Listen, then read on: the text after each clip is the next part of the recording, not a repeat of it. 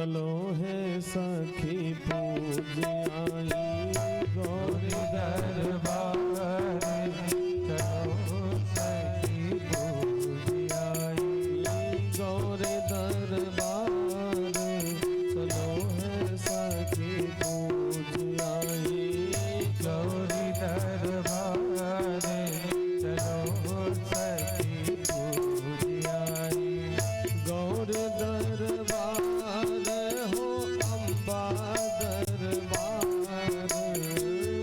गौरी दरबार हो अम्बा दरबार, जगदम्बा दरबार, चलो है सखी पूज आई गौरी दरबार, चलो सखी पूज आई।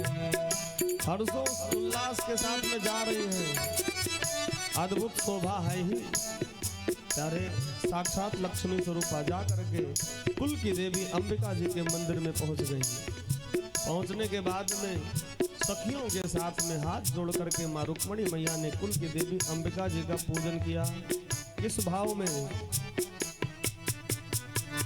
पूजा हकीन अधिक अनुरागा, पूजा हकीन अधिक अनुरागा, निज अनुरूप सुभगवर मांगा, निज अनुरूप सुभगवर मांगा।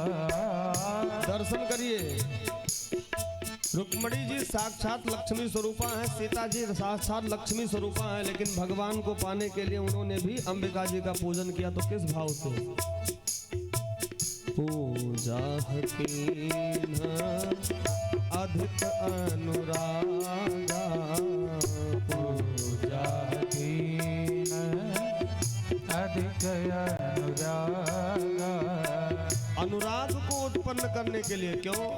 क्योंकि पति के रूप में साकार ब्रह्म को पाना है।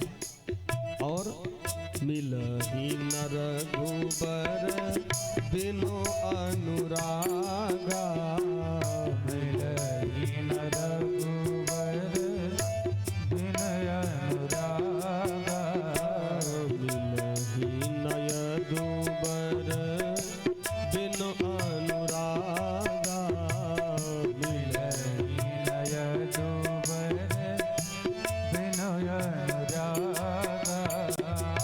और अनुराग उत्पन्न करके पूजन किया। तो अंत में प्रार्थना के रूप में मांगा क्या? निज अनुरूप सुभगवर मांगा, निज अनुरूप सुभगवर मांगा।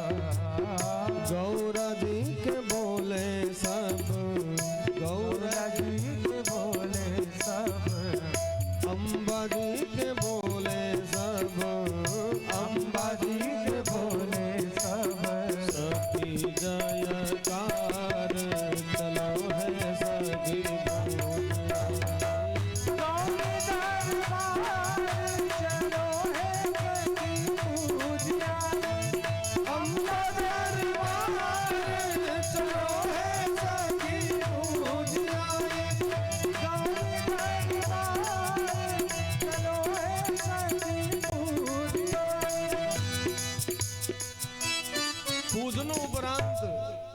जैसे रुक्मणी चली ना तो माँ से निवेदन की, क्या मैया जिस सांवले सलोने को मैंने चाहा है, हृदय में बसाया है, वही पति के रूप प्राप्त हो।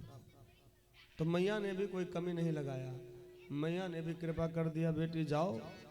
मनुजाही राजू मिली सोवर सहज सुंदर सावरो, मनुजाही राजू मिली सोवर सहज सुंदर सावरो, मनुजाही राजू मिली सोवर सहज सुंदर सावरो,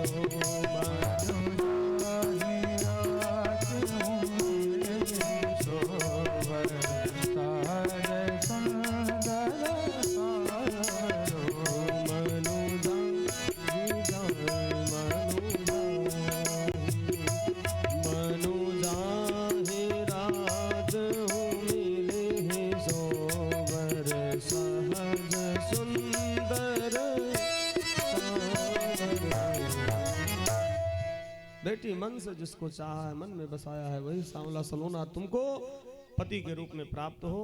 मैया ने भी कृपा किया। फिर रुक्मणी जी सखियों के साथ में जैसे अंबिका जी के मंदिर के बाहर हुई, तब तक भगवान अंबिका जी के मंदिर के ऊपर से रथ लेकर के आए और रुक्मणी जी को पकड़ करके रथ में बैठाए और पल भर में लेकर के चल दिए। जब तक ये सैनिक अपना अस्त्र शस्त्र पकड़े देखे, तब तक दिखा भगवान रुक्मणी जी का हरण के लिए जा रहे हैं। अब पूरे विदर्भ देश में खलबली मच गई।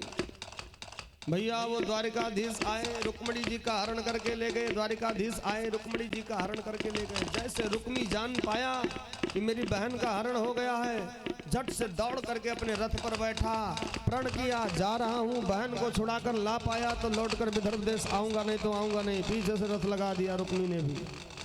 अब वो भैया शिशुपाल दूल्हा बन के आया था, सज संवर के आया था, आंखों में काजल वाजल लगा के आया था। और जब पता चला कि जिसके साथ में विवाह होना है उसका तो हरण हो गया, तो शिशुपाल अपना दोनों हाथ अपने सिर पर रखा और लगा जोर जोर से रोने। तब तक मगध नरेश जरासंध पहुंच गया। शिशुपाल करो विवाह, मैंने तुमको बताया था जब बारात हमको कहने गए थे कि यदि उनका नाम होगा तो उन्हीं का पक्का समझना, लेकिन तुम नहीं मान रहे थे ना। रुक्मणी जी के हरण के वियोग में शिशुपाल इतना रोया कि आंसू के